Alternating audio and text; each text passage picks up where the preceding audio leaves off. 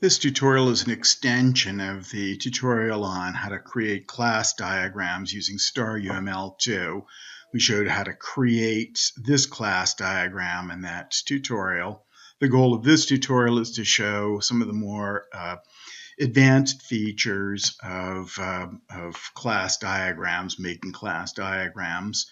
One thing that I wanted to show is this Tools menu here, Extensions Manager. Extensions Manager allows you to add tools for example, generating code in some of these different languages that's shown. I've already got Java installed. Generally, these code generators are kind of a disappointment, and I discourage people from using them, but just to give some idea of what it looks like.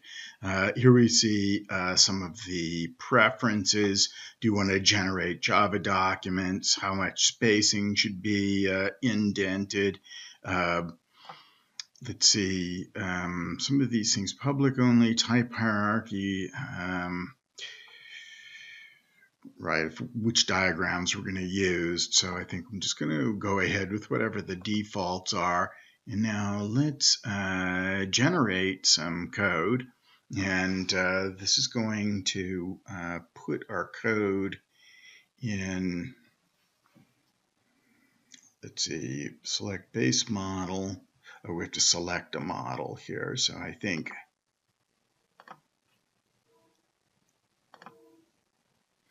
okay, so now it's going to ask where we want to put this code.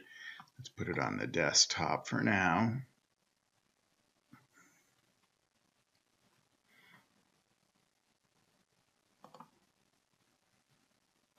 Put it in a new folder called banking.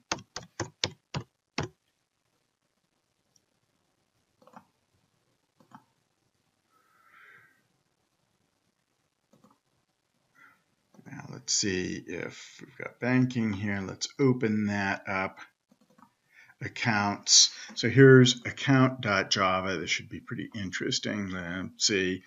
So we see that the code it generated, we have a constructor, a do nothing constructor, and we see the balance field, the account holder field, so that came from the association. An important lesson here is that both associations and attributes turn into fields in StarUML. Let's go back and see some more of this. Here's account holder. So account holder, notice, again, this is kind of cool. Accounts was generated as a set of accounts. So this is using Java's collection framework. And it's even imported java.util.star where set lives. So I think that's kind of cool. Here are the fields, the protected fields it's generated. What I don't like is that, well, first of all, this constructor, this do nothing constructor, is sort of lame. Also, I would have wanted getters and setters, or at least have it ask me to generate getters and setters for address and ID. And then for accounts here, I'd probably want to generate delegate methods. So for example, we might want to have in here a method like add, which takes an account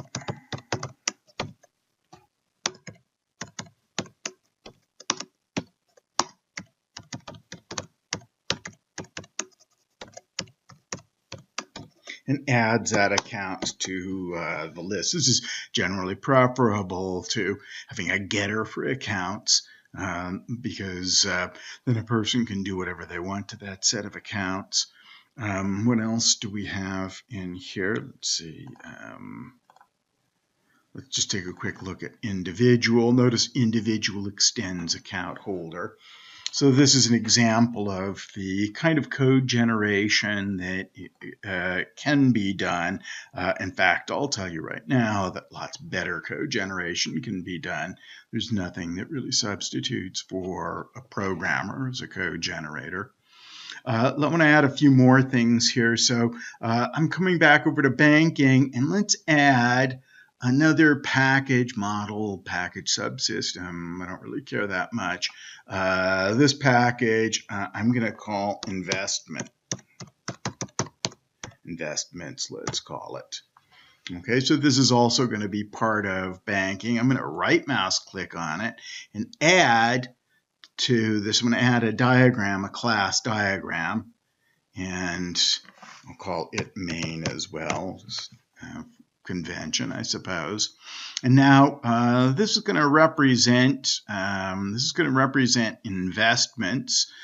So, for example, we might have a class portfolio. And here's a class, maybe an investment. And maybe the investment, use a directed association, contains a bunch of investments. And then let's see, what else do I want here? Portfolio should be owned by an account holder. Now, I'm not going to create an account holder class here. Instead, what I'm going to do is go over to accounts. I already have an account holder class. I'm going to drag it in here. So here's this account holders class and it says from accounts. It indicates what package it's from. And then the account holder owns some kind of a portfolio.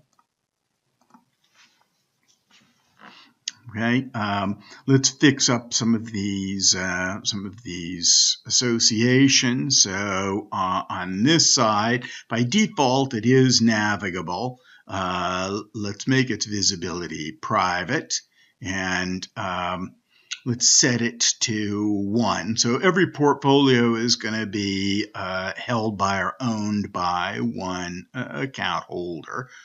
I'll give it a name too. Very careful to select the endpoints of these associations. If you select anywhere in the middle, okay, so that's not a good example. If I select in the middle, I get a different little thing here. This is where I can set the properties, the name and visibility of the association. It's not the association, it's the endpoints of the association I'm interested in. Now, here is the portfolio. It is, we'll make it protected. We were doing that before. It is navigable, and I'll set it to 0, 1. By the way, you can type in, like if it, for example, if it was 2, 3, or 6 portfolios. Whoops, thing went right off the screen. You can type in, like let's be less ambitious. I could type in 4 if I wanted there. Not all account holders will have portfolios. If they do, they'll have just 1. I'm just making this up, of course, as I go along. So I'll put 0 or 1. Another convention that I use is if the name of the endpoint is the same as the name of the class, then I don't bother naming it. Now that might upset the code generator, but we're going to generate our own code here, so it doesn't matter. And then down here, the portfolio might include many investments. So I will have star here for many investments.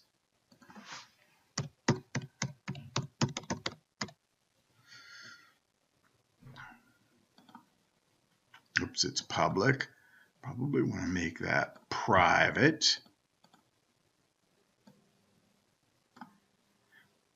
Okay, and now I'm going to, I don't have much to say at this moment about attributes and associations, so I'm selecting each one, doing Control-Shift-A-O here, Control-Shift-A-O. So I'm not getting rid of the information, I'm just suppressing it for this particular diagram.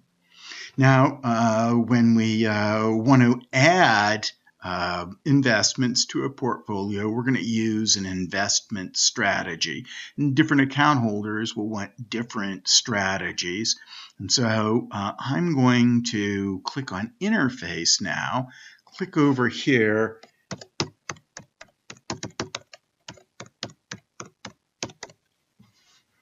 is going to create an investment strategy interface. Now, by default, StarUML2 uses the icon representation for an interface, which I don't like very much. I like the traditional version of this. So under Format, Stereotype Display, I like to set it to, see it's set to icon. I like to set it to label. Okay, so here we see investment strategy, and we might add an operation. For example, add INV. And I'm not a banker exactly, but maybe this operation would tell us how much money to put into a particular investment. And so the portfolio will use this strategy. So he's going to have one of these things. He's going to use this strategy to determine how to add investments to the portfolio. Now, this is an interface. So the interface, remember, that's just a collection of abstract operations. Has to be implemented by a class. So let's have two classes. Here's conservative. And here is risky. Not that risky is the opposite of conservative.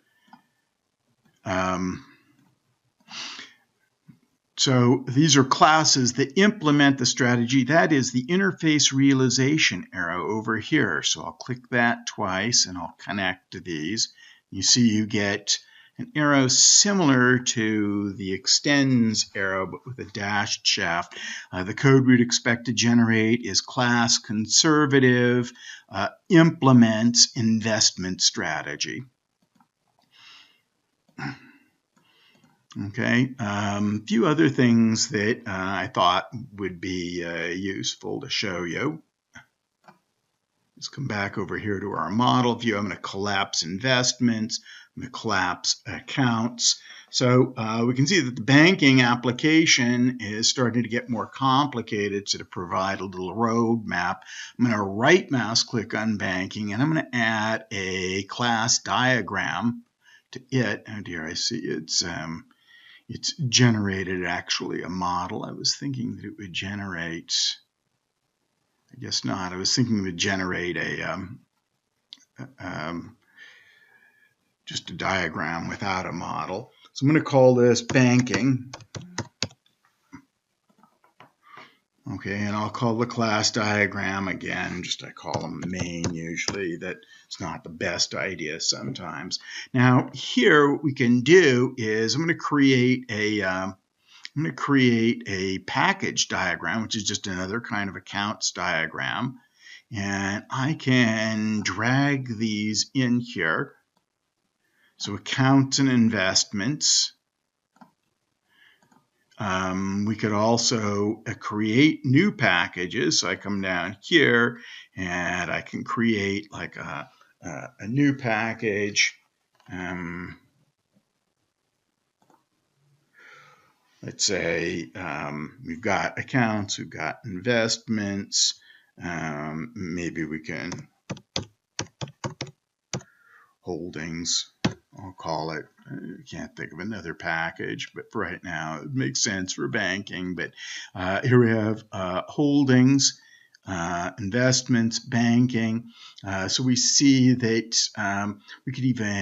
we see that holdings is a subpackage of banking. I could make accounts a subpackage of banking just by dragging it in there. Investments, I'll drag it in here as well.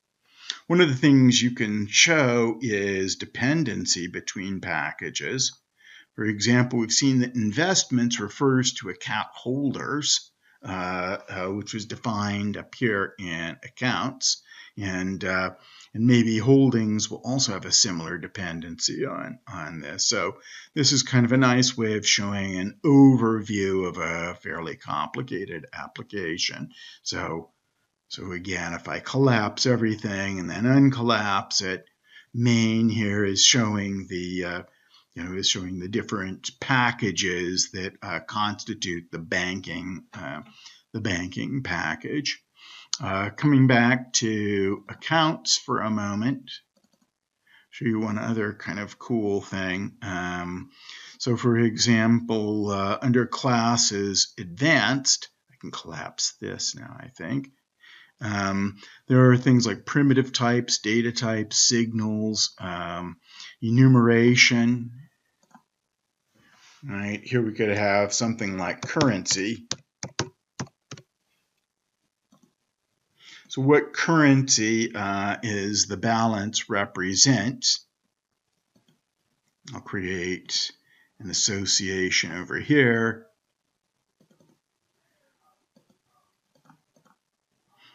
Okay, and then under currency, we can add literals. I usually capitalize these USD for US dollar. I'll add another one, EUR for the euro, yen, peso, etc. So we use enumerations when we have a collection of objects that is pretty much fixed, like days of the week, months of the year, that sort of thing. One last thing that I'll show you, I'll add under accounts, I'm going to add one more class diagram. I'm going to call this objects. I'm going to show you how to create a diagram that shows objects. So these things are almost never useful. Here under instances, I'm going to create two objects. I'll create 3 objects. Okay. The first object, so I'll select that. I'm going to call Smith. And under classifier, I click under classifier. Banking Smith is an individual, so I select that. And let's see, object 2, I'll call savings. And its classifier will be an account. And object 3, I will call checking. And its classifier will be an account.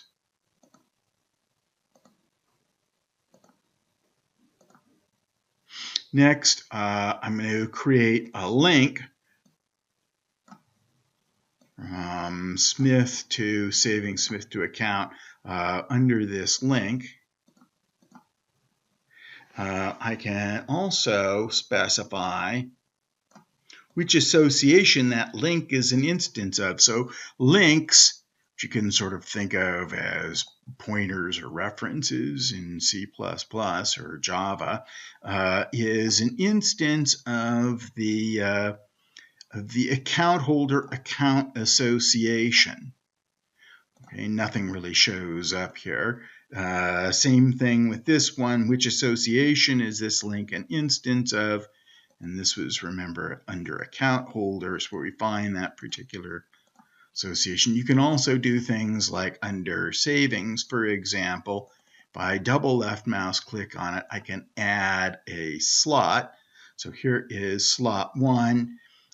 Defining feature of slot 1. So I'm going to drill down here to account and select balance as its defining feature. Okay, and its value, so this is Smith's savings account. Let's give him $1,200.50, let's say.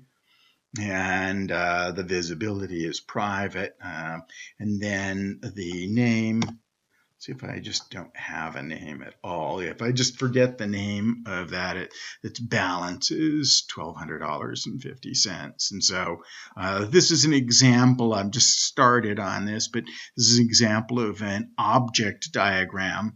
It shows particular objects, what class these objects come from. So you can sort of think of this as a picture of what's going on inside the memory of your computer.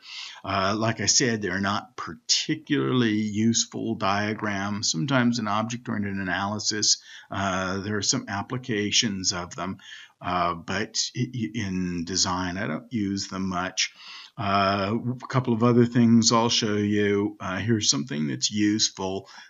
These are notes.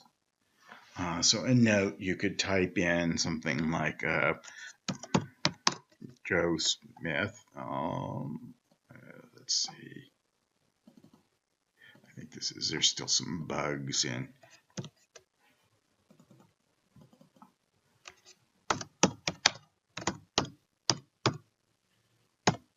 So this is what a comment looks like in UML, and then a note link attaches it to whatever it's a comment about. And again, this has no impact on the code that gets generated. So that's about it, and thanks for listening.